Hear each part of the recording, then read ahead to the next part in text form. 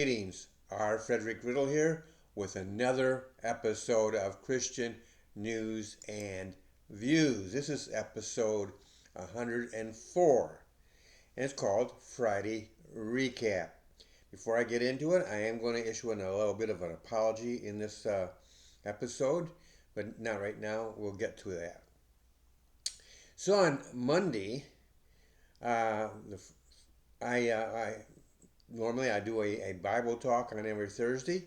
Well, on Monday I chose to bring in a Bible topic here, I guess you'd call it, Bible fact. And that Bible fact pertains to the news that's been going around. Namely, that the United States is involved in negotiations with Russia trying to bring peace to the world. We'll get into that in a moment here. Just want to know what this particular thing is. I want to emphasize this. You cannot find the United States of America in the Bible. Now, let me say that again. You cannot find the United States of America in the Bible. You can find some inferences that you could say, well, that must be them. For instance, in the Old Testament, it talks about the young lions. Well, you can speculate all you want. The Bible itself does not explain that term. It just says the young lions of, I think it's the young lions of Judah or something like that. But in any case, it's at the very best, you are speculating when you say that includes the Western countries, say Britain and Western Europe and America. And personally, speaking of myself, I believe that that's exactly what it refers to. But it is speculation. I happen to believe it, but it is still speculation because the Bible doesn't really explain it. Probably because the United States is not mentioned in the book and not even inferred in the book of Revelation, then it's an unimportant issue. It's important to you and me because we're Americans, right? But biblically speaking, it doesn't play a role. It's not there during the times of Israel that the Bible covers, nor is it there in the end times in the book of Revelation that the Bible covers. So at no point is there a need to talk about the United States. I personally believe the United States is going to be um, neutralized in some way. Maybe a third world country. We don't know what's going to happen after Trump is gone. I fully believe that he's going to make us strong again, but he made us strong the first time, and then Biden came in and undid almost everything he accomplished. And so that's one of the reasons why it's so important for Congress to codify decisions, these executive decisions that Trump has made. They need to do it in a way that will pass court inspection, obviously, but it needs to be done, especially on immigration. That's important today, but there are all sorts of decisions that he's made, executive decisions, executive orders, and that they need to be, not necessarily all of them, but there's certain ones that should certainly be codified so that they will continue on, and that will be his legacy. So the fact that the United States is not mentioned suggests that something's going to be happening. Now, when you talk about end times, there's all sorts of theories. Excuse me.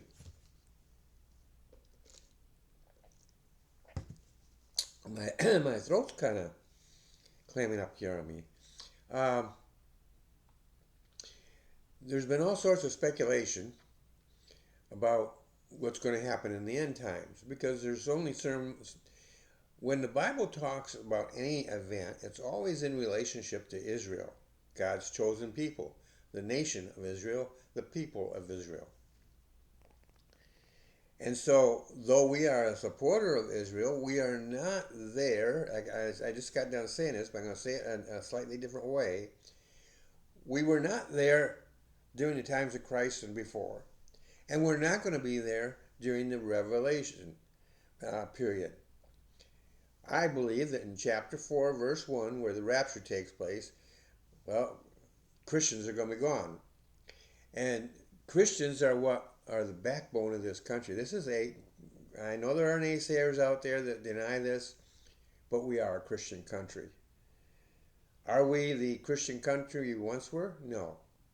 Do we have the strength, the commitment, the passion for Christ that once existed in this country? As a country? No. Individually, there are Christians all across this country who love the Lord with all their heart, with all their soul, and with all their mind, and with all their body, as far as that goes.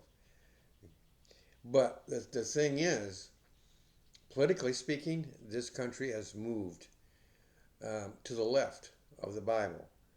Now, if Trump can get the government out of the way of the church and let the church be the church and let the church follow God's plan, God's design, God's leading, then we can see us return, at least temporarily, to a position of strength. But what happens after he's gone? We have no way of knowing. And something's going to happen. It could be we get involved in there's going to be a war. We believe there's the war of Ezekiel 38, which will probably take place between the rapture and the signing of the treaty with Israel. And if you think about it, um, that war, first of all, you're going to have the rapture where all the Christians are taken away. That's going to be a major um, detriment to the world. They don't know it until they miss us. Then they'll really miss us. But on top of that, then this war takes place, and Israel almost gets destroyed, but God intervenes. And so this sets the um, battlefield, if you will, or playing field for the Antichrist. Temporarily, it's just like 9/11. Temporarily, Americans all around the country were enthusiastic. They worshiped God. They started going to church again. But then that cooled off, and you started to see them drop back out. And the church was stronger for a while, but they lost a lot of members over time. And unfortunately, the church has gotten involved in so many worldly things that it's just not good. But the church will be gone. Now Israel will be have been just been saved by God. God somehow intervenes and delivers them out of the hand of this Russian invasion. So when things cool down, and they cool down rather rapidly, as the Antichrist comes on the scene and begins to take credit for all the things that happened, and the Jewish people who are still looking for the Messiah, although he already came and they rejected him, because they rejected him, they're still looking for him, and they're not going to see him come the way he came the first time. When he comes, he's going to be coming as the Messiah, and he's going to be coming as the judge, and he's going to be coming as the captain of the host, if you will. And so Israel will be at that time restored. But this war of Ezekiel 38 apparently is not that war. We've gone over that before, so I'm not going to go over it again. But the thing is, that is probably what sidelines the United States. Maybe we're knocked out by a nuclear missile. Maybe we're knocked out simply because the war just took everything we had, and we lost a lot, our industries and everything, and we became a third world country. Or maybe the other thing is, the negotiating table, we could negotiate, but we had nothing in the way of a military because it had been decimated in the war. We had no real power to put some muscle one of the things that makes um, Trump so powerful, so strong, is he's got a strong military behind him. It may not be as strong as it once was, but it's still stronger than just about anybody out there, especially the Soviet, or well, they're not Soviet Union anymore. They're just Russia, but they want to be the Soviet Union again. And they can't go toe to toe with us right now. Well, that's apparently going to change. And if that changes, that weakens our negotiating position, and it would explain why the the East, that would be Russia and China and other countries, ignore the negotiating table, and even while they're negotiating, the invasion takes place. But in any case, the United States is not going to be there, and so I covered that on Monday. On Tuesday, I talked about police working with ICE here in Florida. We have a law that took effect in which it involves the police. We have the United States government has ICE. Well, the state of Florida, and you making use of the federal laws involving ICE, is made some laws of their own, authorizing and actually almost requiring police departments to participate in rounding up illegal immigrants and turning them over to ICE to be deported. This is a good news, actually, and it's something not good for illegals, obviously, but it is good for the overall benefit of the United States, and it paves the way. Other states will probably follow if they haven't already. And what's happening is that um, the sheriffs and police, I guess all the sheriffs have signed on. Many or most of the police departments have signed on. And what's happening is they are now cooperating from top to bottom in apprehending these illegals and deporting them, whether or not they are criminals. And I would hope some humanitarian concerns would come into this. But overall, I'm in favor of what's going on here because um, you see it all around. And people will say, well, the reason illegals are so popular here in the United States is because they'll take jobs that normal Americans won't. And they usually put the blame on the American people for not taking the jobs. Now, this is something I'm adding to that idea about the police working with ICE. I didn't mention this before, but I've been thinking about it ever since. The reason, the economic reason why the immigrants come into the United States is primarily they're running away from the situation in their home countries, but they're running towards the opportunity to get a job, a payment. But there's another side of that coin, and that is that's greed. Not on the part of the immigrants, but on the part of business. Businesses are, uh, they want to save money. Well, that's a legitimate concern. I'm a businessman, and I know that's a legitimate concern. But what they do is they go on cheap. It's just like when you build a building and you go cheap, you end up paying for it big time. Uh, you go out there, get cheap labor, and then you have to pay the higher bucks to get somebody in to correct what they did. Well, they also, so when they go for that cheap labor, they do it for their own, not only for contracted labor, where they contract out to it, but also for employees. And when you bring in employees who will accept just about anything just to be able to meet their basic needs, then you're going to attract a lot of people, not necessarily good people. You're going to attract people who may not even be good workers. I've seen it.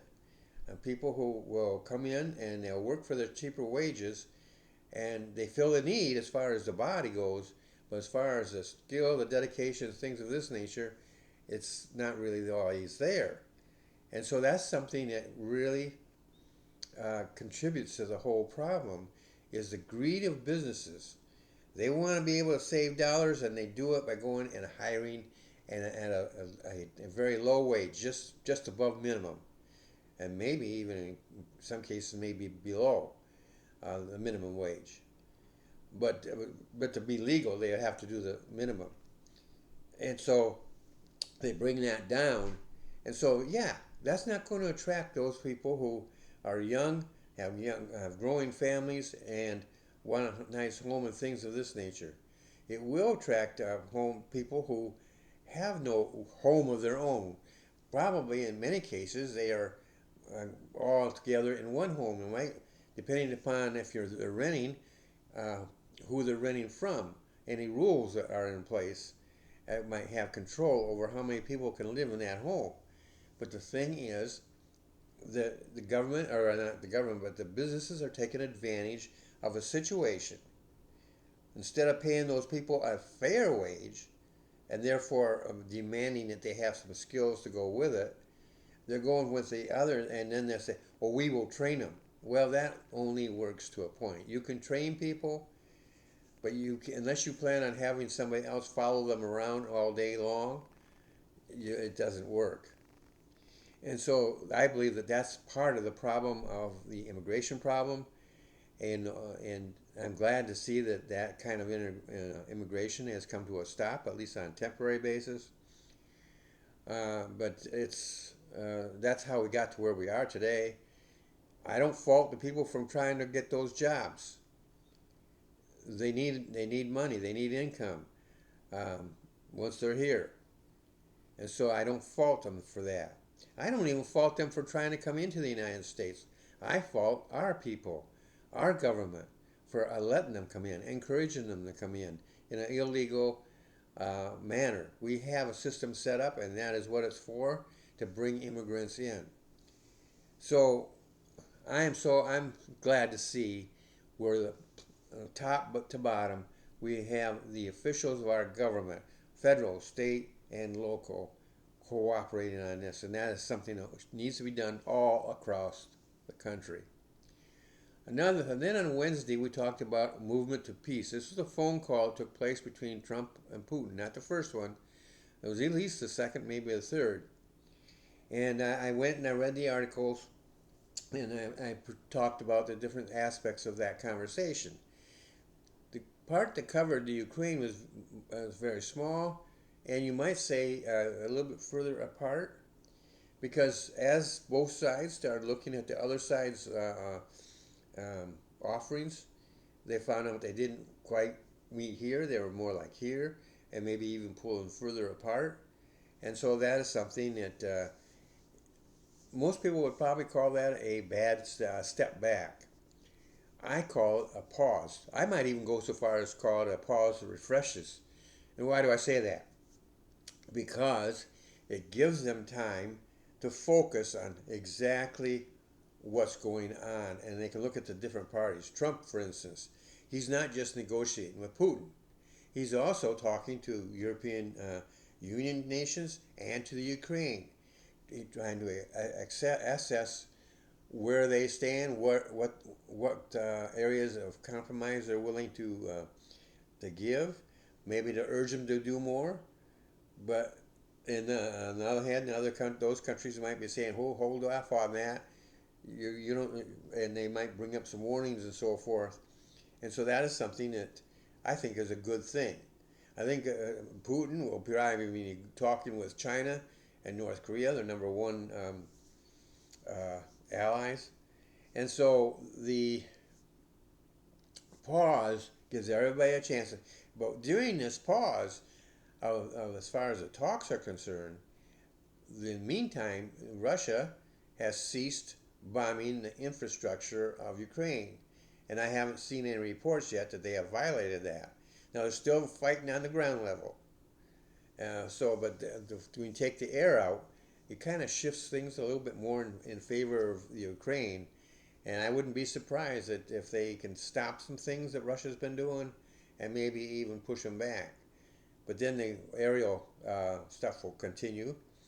Hopefully the United States will authorize the Ukraine to do more with their Air Force and with their drones and stuff like that than they have been allowed to. And so that's one of the reasons for the pause, I think, is to look at the whole situation and then start the talks up again. And now they can get down to more uh, meaningful talks. And it may take a little while, but that's where we were there.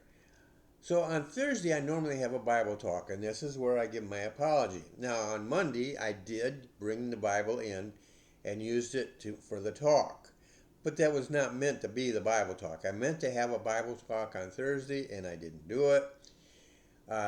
It was an oversight on my part. I and I just I'm sorry that I did that. I regret it, but I'm not going to. I considered using it today and just not having a recap. But I don't want to get into that habit. I don't want to start doing, oh, I made this mistake and I'm going to move. I don't want to do that. I want this to be so you can know that on such and such a day, this is what's going to happen. And when I do that, that means I can't afford to lose a day like I did yesterday. I got to make, and this I'm talking to myself more than I'm talking to you. I've got to do a better job of maintaining my schedule and being able to deliver to you uh, to deliver to you the kind of talk, the kind of information that you need, and to deliver to you promised material. And the only way I can do that is by creating a schedule and sticking to it. I don't want to make these apologies every week. I don't want to get in that habit either. So hopefully you've enjoyed today's recap.